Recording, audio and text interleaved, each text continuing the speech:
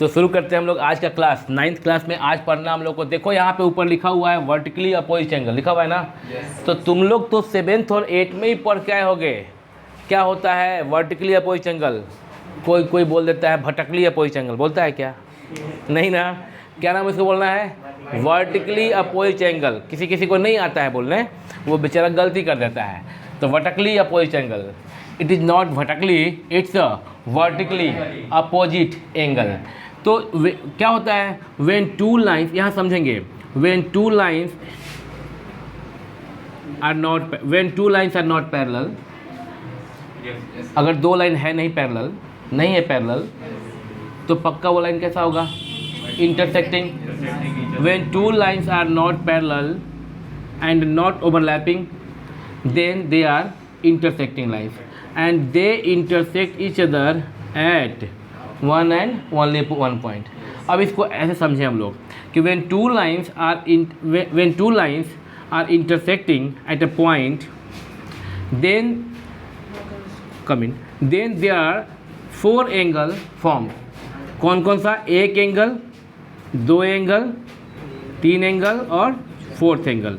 4 angle form होगा। अगर दो लाइन एक दूसरे को एक पॉइंट सपोज दैट निपू ओ पे किया इंटरसेक्ट, तो आयुसी, तो 4 एंगल फॉर्म होगा। In which there are 2 pairs of opposite angles called vertically opposite angles. अगर दो लाइन एक दूसरे को एक पॉइंट पे कट करेगा प्रिया, तो 4 एंगल फॉर्म होगा। इस 4 एंगल में 2 पेयर जो होगा वह अपोजिट एंगल का होगा, जैसे कि ये और ये पहला पेयर अपोजिट एंगल का, और ये दूसरा पेयर अपोजिट एंगल का। यह जो 2 पेयर हुआ अपोजिट एंगल का, इसे हम लोग कहते हैं vertically opposite angle, the pair of vertically opposite angles.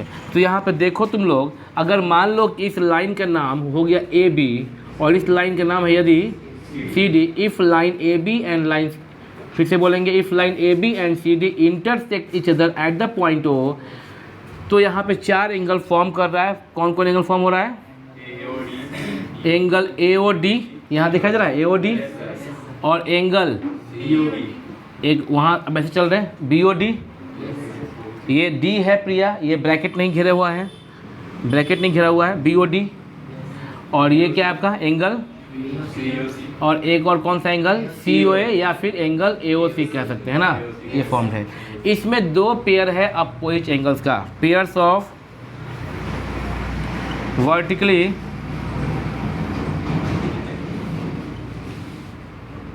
Opposite angles का 2 पेयर है। देखो कौन कौन।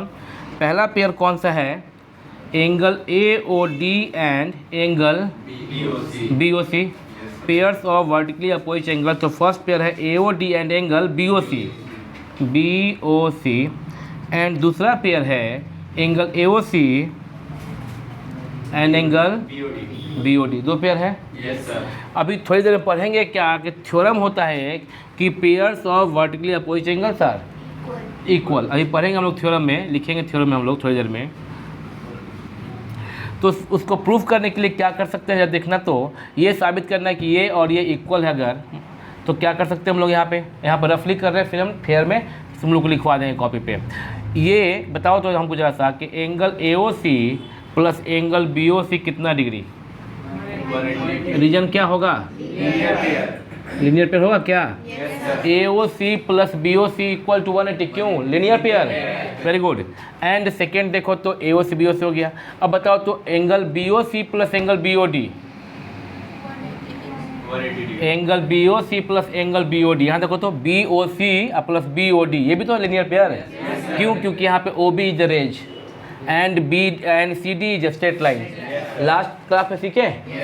तो ये भी कितना हो गया? 180। रीजन क्या दोगे? Linear pair. ये इक्वेशन 1 हुआ और ये नंबर 2। अगर करोगे equating equation 1 and 2, we get, क्या गेट भाई? ये वाला 180 के बराबर है और ये वाला भी 180 के, तो क्या दोनों आपस में बराबर है? बात समझ आ रहा है क्या?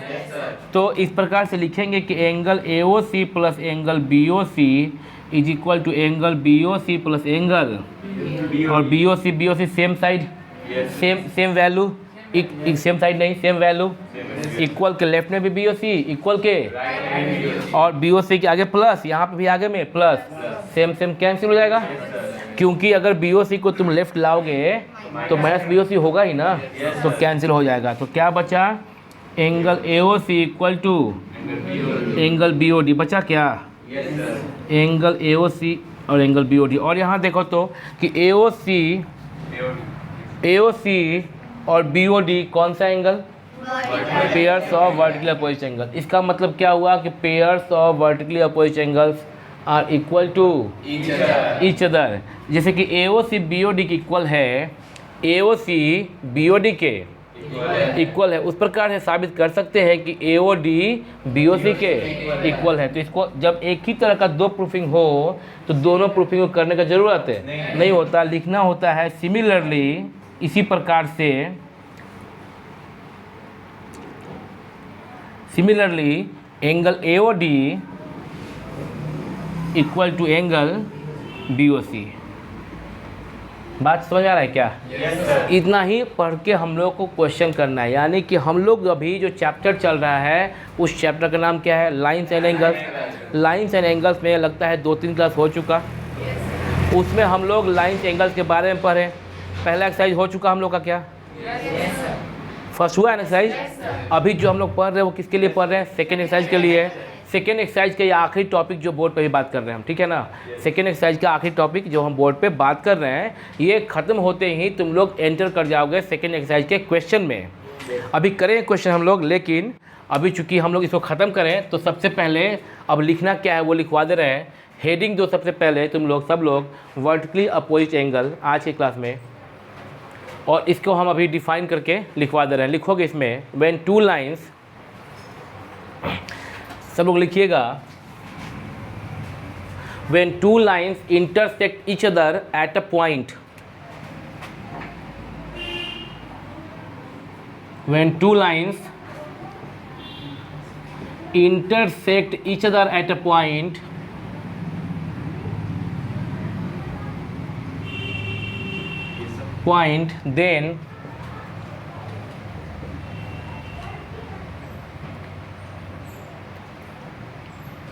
then they form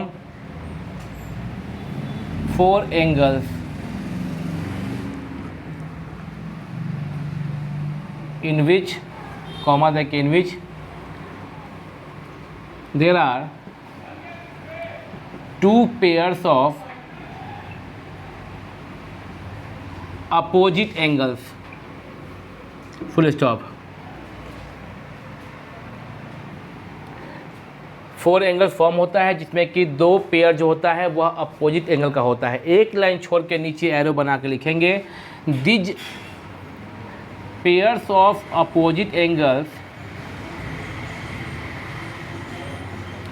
these pairs of opposite angles are called vertically opposite angles.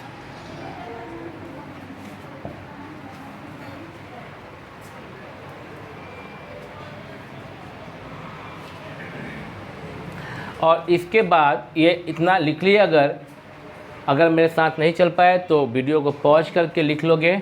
और अभी तुम लोग ये जो डायग्राम बनाए हैं ये डायग्राम को कॉपी करो, और इस डायग्राम को कॉपी करने के बाद मनी ये बातें जो हैं तुम लोग लिख लो, सभी लोग। नीपू समझ रही हो, ये डायग्राम कॉपी करो फिर ये लिख लो। इसके बाद हम लोग थ्योरम पे बहस करेंगे। बहस का मतलब यहाँ बातें करने से है, पॉज करके लिख लो। तो जैसा हम कहे तुम लोग यहाँ तक नोट कर लो, नोट कर लिए। अब आते हैं थ्योरम पर। तो थ्योरम क्या होगा, थ्योरम नीचे आ जाओ, कॉपी पे नीचे आ जाओ और पेन से लिखो कॉपी पे, इफ़ 2 लाइन्स इंटरसेक्ट, देख लो मेरा राइटिंग कैसा है, कितना खूबसूरत बात, thank you. If 2 lines intersect then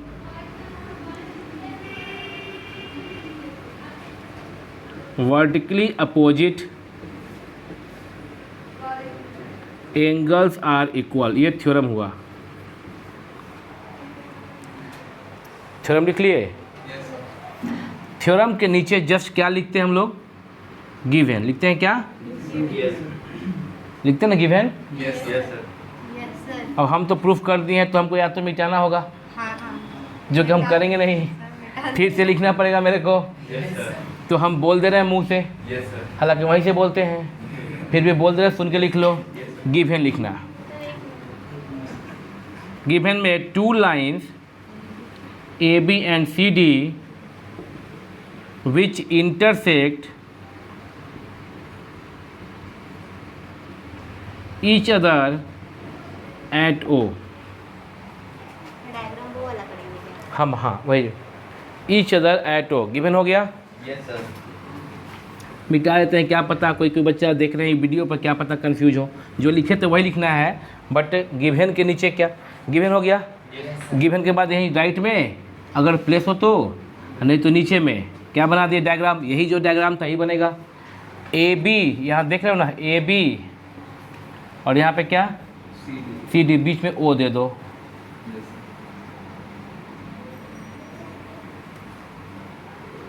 to prove. To prove का मतलब साबित करना है कि, क्या प्रूव करना है?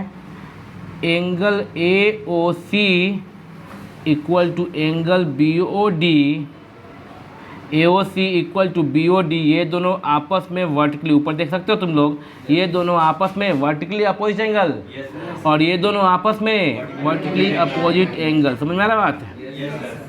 तो ए ओ सी यहाँ पे भी, और क्या? Angle B O C equal to angle A O D, या A O D equal to B O C. A O D पहले लिख दे रहे हैं, A O D, angle A O D equal to B O C.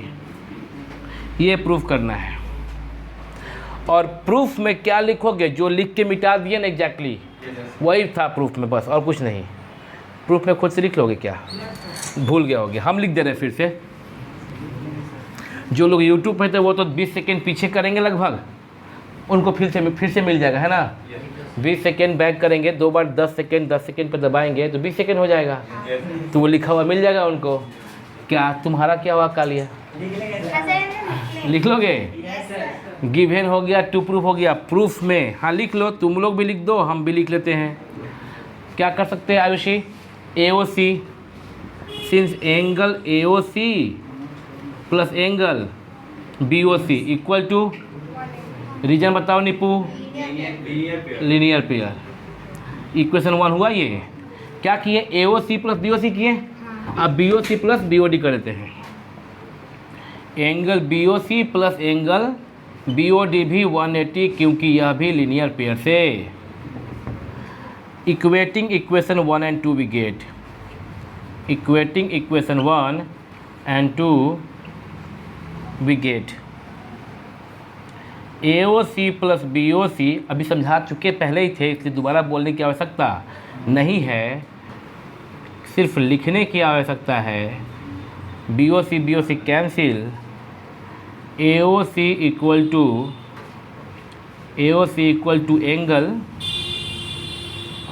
B O D.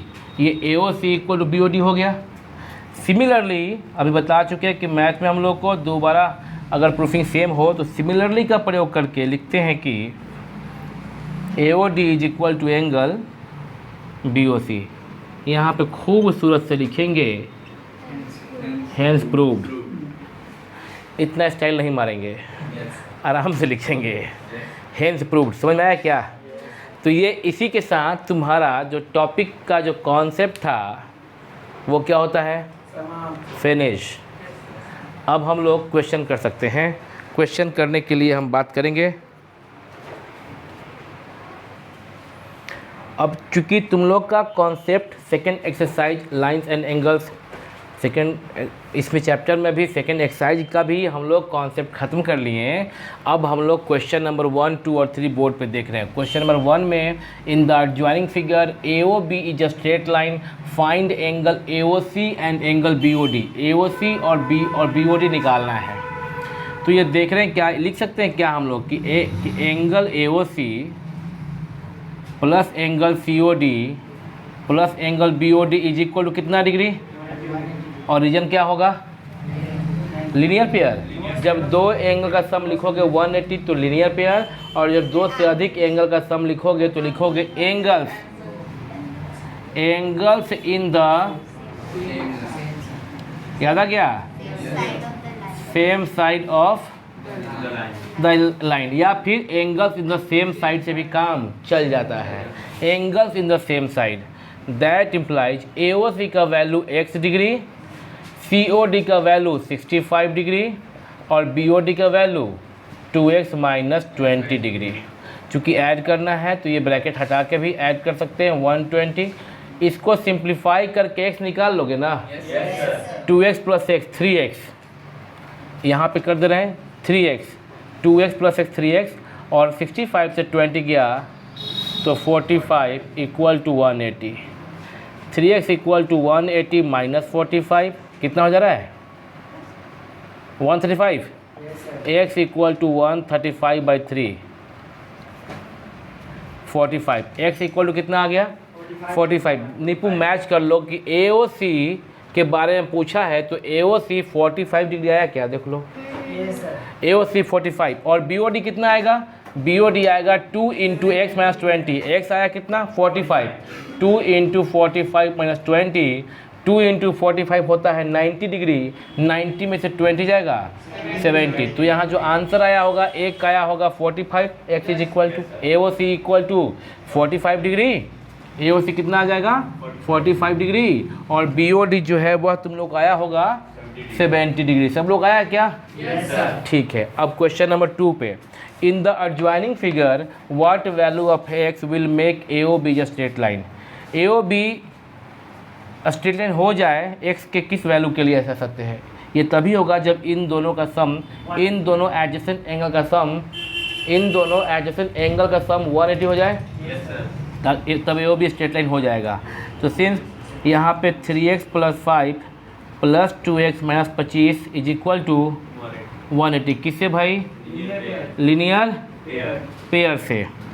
3x plus 2x कितना हो जाएगा 5x, minus 25 plus 5 कितना minus 20 equal to 180, that implies 5x is equal to, ये माइनस 20 राइट में गया plus 20, 160 हो जाएगा जी कि 200, ये माइनस 20 प्लस हो गया ना सर, राइट में गया तो प्लस, ठीक है, माइंड इट।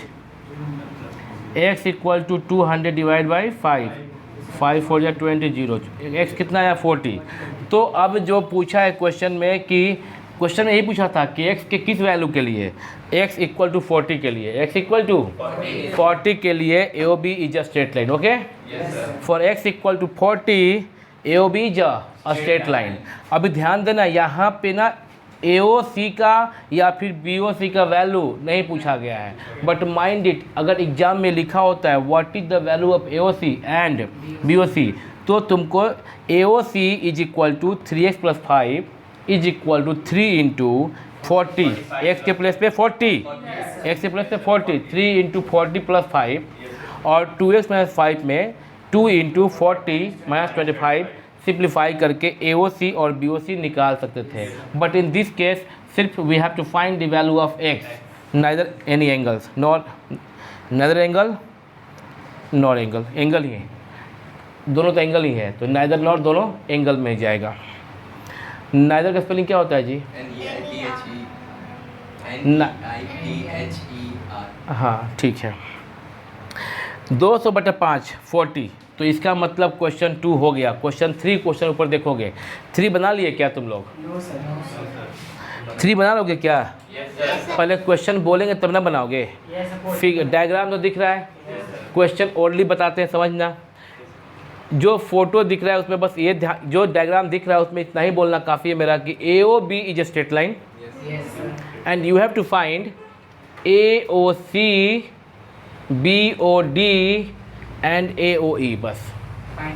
हाँ, मतलब कह रहे हैं क्या क्या निकालना है, AOC is equal to what, angle, BOD is equal to what, and angle AOE is equal to what, यही 3 चीज़ निकालना। निकाल लोगे क्या, ठीक है, सब लोग निकालोगे, जरा वीडियो को पॉज कर लो, पॉज करके निकाल के देखो। तो क्वेश्चन नंबर 3 क्या तुम लोग बना लिए, इसमें AOC कितना आया है, 36 डिग्री आया है ना, 36 डिग्री आया है। जो लोग YouTube पे वीडियो को पॉज करके देख रहे थे वो मैच कर लेंगे। 36, यहाँ कुछ बच्चे बोले BOD 54 degree on and AOE 8, ये आया है। तुम सबका सेम आया है क्या? तो यही सही होगा। जरा देख ले, अगर किसी को तकलीफ़ है तो कैसे बनाया तुम लोग इसको? सर पहले ना 3x और 72 को ऐड करके x निकल जाएगा। ये कर सकते हैं हम लोग। पहले क्या, एक बच्ची बता रही है क्या, 3x + 72। यहाँ पे देखें क्या कि angle AOC plus angle BOE कितना डिग्री होना चाहिए? रीजन क्या होगा? लीनियर पेयर से, है ना। AOC था 3x डिग्री और BOE 72 degree equal to 180 degree. तो 3x equal to 180 minus 72, 108 degree. तो x इक्वल टू 108/3, 36 डिग्री। इस प्रकार से AOC is equal to x degree, that is equal to 36 degree. ये तो निकल गया। और AOE is equal to 3x equal to 3 × 36, है ना। ये जो है वो 3x है ना AOE, तो 3 × 36 इक्वल टू 108। और ये था AOC x जो निकल चुका है 36 डिग्री। अब बच गया सिर्फ BOD। तो BOD के लिए क्या करेंगे कि this plus this equal to 180, है ना। यह AOB स्ट्रेट लाइन है, तो एक साइड की तरफ सभी एंगल्स का सम कितना होगा? 180 angles in the same side. तो लिख सकते हैं क्या हम लोग उसके लिए, ऊपर वाले के लिए, कि angle AOC plus angle COD plus angle DO। यहाँ पे स्पेस कम है, कहाँ पे लिख दें, और इसको और लेफ्ट से लिखेंगे हो जाएगा। Angle AOC plus angle COD plus angle BOD equal to 180। Reason में क्या दे दोगे? Angles in the same side of a straight line. यहाँ पे लिख सकते थे हम लोग। AOC है x डिग्री, COD 90 दिया गया था, BOD y degree equal to 180। और x का वैल्यू निकाल चुके 36 degree. 36 + 90 + y is equal to 180। 36 को 90 से ऐड कर दो, plus y equal to 180 degree. तो y equal to 180 minus 126, 54 degree. तो आपका ये y डिग्री आया है ना, वो 54 डिग्री। इस प्रकार से आप तीन जो एंगल निकालना था हम लोग निकाल चुके हैं। Question 3 completed. क्वेश्चन 4 पहले ही बोर्ड पे लिख दिए हैं। तो वीडियो को पॉज करके तुम लोग बच्चे, 9th के बच्चे, तुम लोग ना इसका सॉल्यूशन लिख सकते हो 3 का। पहले इधर है, उसके बाद इधर है, और ये 3 ख़त्म होने के जस्ट बाद तुम क्वेश्चन नंबर 4 जो कि बोर्ड पे हम वीडियो को पॉज करके पहले लिख चुके थे, ये क्वेश्चन 4 भी तुम नोट कर लोगे। जब वीडियो को पॉज करके 3 कॉपी करोगे सॉल्यूशन, तो क्वेश्चन 4 भी नोट करोगे। इस पे बात करेंगे, यह महत्वपूर्ण क्वेश्चन है। वीडियो को पॉज कर लो। क्वेश्चन नंबर 4 बोर्ड पे दिख रहा है। बाकी बोर्ड को हम सब जो राइट में था वो सब इरेज कर दिए, इससे स्पेस मिलेगा अच्छा खासा। ये अच्छा क्वेश्चन है, जरा पढ़ेंगे इसको हम लोग। इन द गिवन फिगर, इस फिगर में रे OC stands on a straight line AOB। यह AOB एक स्ट्रेट लाइन है और रे OC इस पर स्टैंड कर रहा है। अगर OD OE ना होता, सिर्फ रे OC ही होता AOB पे, तो यह कौन सा एंगल फॉर्म कर रहा था फिर? एडजेसेंट एंगल, लीनियर पेयर, है ना। ठीक है, आगे क्या बोला है कि रे OD, एक और नया रे OD और एक और ray OE are the bisectors of angle AOC and BOC respectively. Respectively का मतलब हिंदी मीनिंग होता है क्रमशः। और मतलब क्या होता है वो समझो, क्योंकि क्रमशः बोल देने से भी जरूरी नहीं कि तुम समझ जाओ। बस रेस्पेक्टिवली को हिंदी में क्या बोलते हैं? क्रमशः। और जब भी रेस्पेक्टिवली किसी को समझाते हैं तो एक पुराना बात याद आ जाता है। एक बच्ची बैठी हुई थी क्लासरूम में, अचानक से पूछ दिए, बाबू तुम्हारा ये बोलते हुए, बाबू इसका मतलब जानती हो ना? Yes sir. क्या होता है? तो वो बैठी हुई थी, तो बहुत ही रिस्पेक्टफुली मेरे पास खड़ा होकर बोलती है, सर इसका मतलब होता है आदरपूर्वक। ये गलती हो गया था, बच्ची से गलती हो गया था। फिर उसको समझा दिया हम कि नहीं, एक्चुअली क्या था कि वह रेस्पेक्टफुली सुन ली होगी, ऐसा नहीं उसको नहीं आता होगा। वह रेस्पेक्टिवली को क्या सुननी होगी? रेस्पेक्टफुली सुन ली होगी, मे बी ये गलती हो गया होगा उसको, और तब वो बोल दे। लेकिन जो भी हो, होता क्या है, क्लास में बोलने से सभी लोग एक बार तो खुश हो जाते हैं, और खुश हो गए तो फिर ठीक है। उसका मतलब ये नहीं कोई मजाक उसका उड़ा सकता है, क्योंकि ऐसा नहीं है कि वो वर्ड वो जानती नहीं होगी, वो सीबीएसई बोर्ड की छात्रा है, तो वो रेस्पेक्टफुली, और रेस्पेक्टफुली का मतलब जानती तो होगी ही, सब लोग जानता है। बिहार बोर्ड वाले जो हैं वो लोग जानते हैं कि नहीं जानते हैं? ज़्यादा जानते हैं भाई, क्योंकि उन लोग को तो अंग्रेजी टारगेट होता है ना उन लोग के लिए, इंग्लिश पढ़ना है, समझे ना। इसलिए तुम लोग देखोगे कि सीबीएसई बोर्ड वालों से अच्छा बिहार बोर्ड का इंग्लिश ग्रामर ट्रांसलेशन मैं ही तो हूँ। बताओ, आई एम द वन ना, मैं ही तो हूँ। देख लिए हो सभी सीबीएसई बोर्ड को यहाँ पर भी, तो मैं ही तो हूँ, इट इज आई। वैसे हम मैथ के टीचर हैं, अंग्रेजी के टीचर नहीं हैं हम, लेकिन देखे तुम लोग गलती हो रहा है ना, तो ये समझ रहे बाबू, पास आउट बिहार बोर्ड से ही हैं, लेकिन 13 साल से पढ़ा रहे हैं सीबीएसई बोर्ड को। समझ में आ रहा है? तो इसका मतलब बोर्ड से कोई खास फर्क वर्क नहीं पड़ता, तुम अपने आप को कहाँ तक ले जाते हो इस पे डिपेंड करता है। सीखो इंग्लिश।